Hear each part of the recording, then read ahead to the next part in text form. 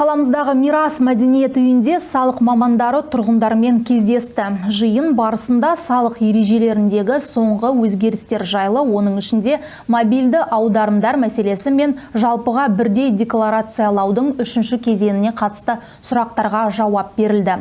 Толығырақ тілшіміз Қаракөз Мақатова тарқатады.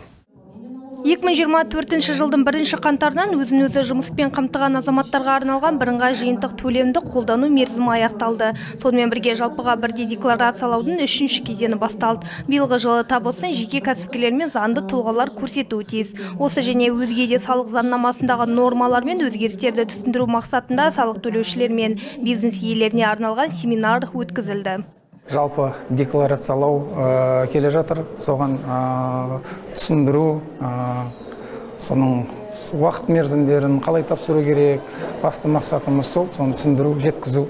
Бүгінгі шараға жиналған жұрттың қарасы қалың, шағын және орта кәсіп иелерінен өзге мұғалімдер де келген. Солардың бірі Әсем Мекебаева. Жас маман өткен жылы 250-ші формадағы декларацияны тапсырған. Биылғы жылғы жаңа өзгерістер бойынша қосымша ақпарат алу мақсатында бүгінгі семинарға келді.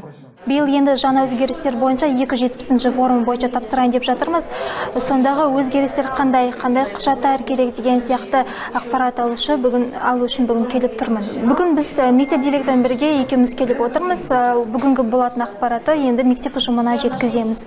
Шарада талқыланған тағы бір басты мәселелердің бірі бірыңғай жиынтық төлемнің аяқталуы. Енді бұған дейін өзін-өзі жұмыспен қамтыған азаматтар қызметін қалай жалғастыратыны туралы ақпарат алды. Одан бөлек жалпыға бірдей декларациялау аясында салық төлеушілер неге назар салу керектігімен декларация толтыруда жиі кездесетін қателіктер айтылды.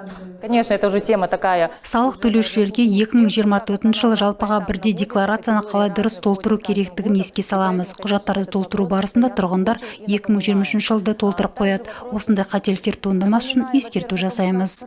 Мобильді аударымдарды тексеру мәселесіне қатысты көптеген сұрақтар да қойылды. Мемлекеттік кірістер департаментінің мәлімдеуінше табыс табу белгісі бар аударымдар ғана тексеріліп жатыр. Бұдан өзге жиын спикерлері салық төлеушілердің басқа да сұрақтарына жауап берді. Хамза Нұрпейісов, Қаракөз Мақатова, Алау.